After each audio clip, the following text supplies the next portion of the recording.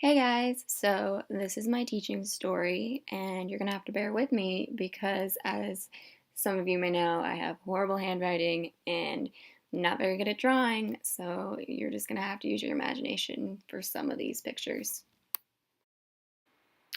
So it all started when I was a sophomore in high school, and I was assigned Miss Cobb's English 10 honors class. And at the beginning of the school year, she explained how it was going to be an intensive reading and writing class. And I absolutely hated reading and writing at that time, so I was not very happy. But then, as many of you may know, my favorite book is 1984. And once we got to that book, I kind of just fell in love with reading, and I was really excited to read more books. And so I was very happy. And then I kind of thought, I was like, well, Miss Cobb's really good at teaching, and she made me love reading and writing. So maybe it would be cool to be a teacher.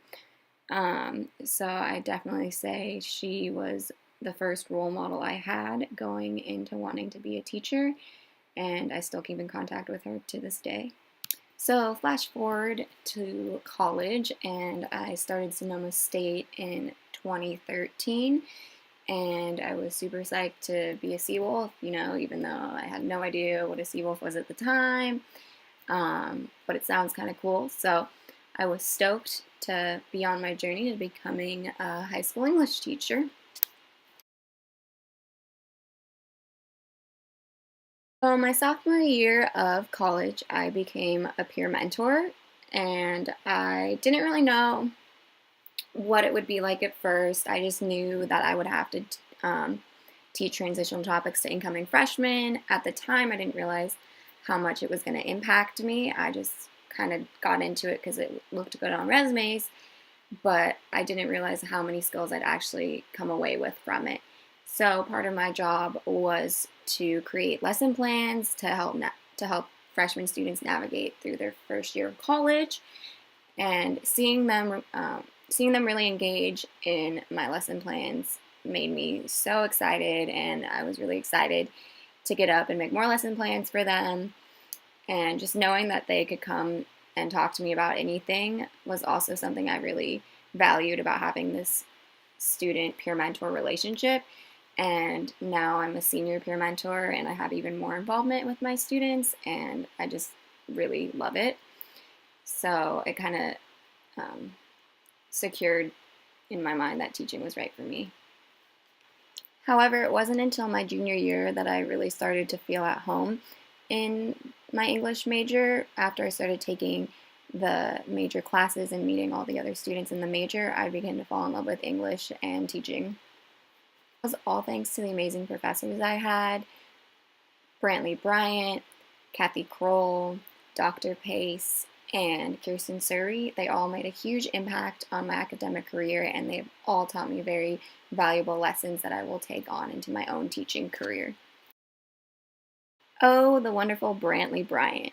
He taught me to be larger than life and never be afraid to make a fool of yourself, and to really make literature and reading come to life and make students love it. He's just overall an amazing teacher. Next is the lovely Kathy Kroll, and as many of you know, she's absolutely amazing, and she has taught me everything I know. So it's kind of hard picking one thing, but the biggest takeaway I learned from her is that you really need to make every student feel valued, and she really shows her students that she cares about them, and she will go the extra mile to make sure you know what you're doing. Next is the wonderful Dr. Pace, who has hands down been the hardest professor I have had here. She has challenged me so much and really forced me to get comfortable with being uncomfortable. She also has made me not fear technology as much and be really excited to use it in my classroom one day. Multimodal, yay! Person I'd like to talk about is Kirsten Siri. I have TA'd for her for the past year, and just creating lesson plans with her, she has taught me to be so confident and to always have a plan B, and to not fear creativity in the classroom. Be as creative as possible with your lesson plans. She's also the one that has convinced me to stay at Sonoma State and get my credential here. I'm just so excited to keep learning from her for this next year.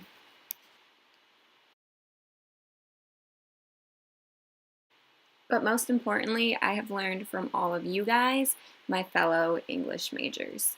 So, you all have taught me that I am never alone and that I know I can always count on you. You guys have also challenged me to open up my mind to different perspectives and find new ways of teaching, new ways of expressing content in a classroom. So I don't know where we're all going to end up, but I know that I can reach out to any one of you at any time to help me with whatever I'm going through and whatever teaching crisis I'm going to have, because we all know I'm probably going to have a few.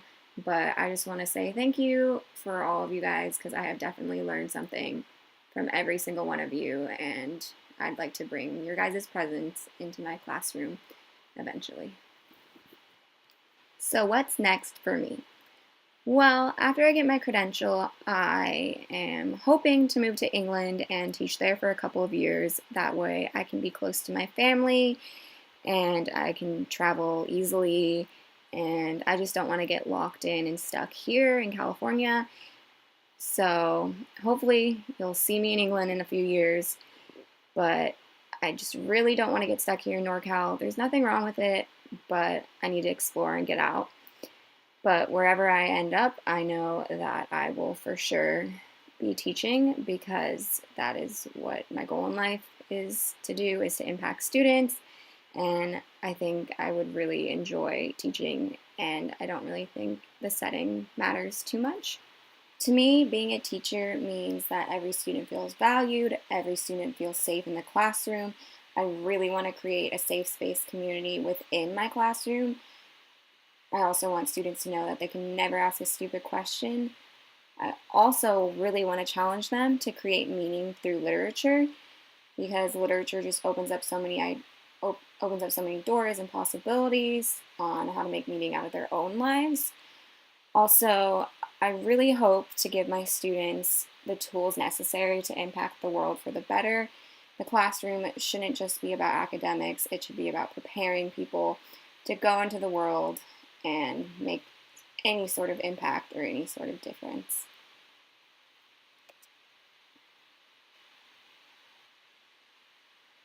Thanks for listening.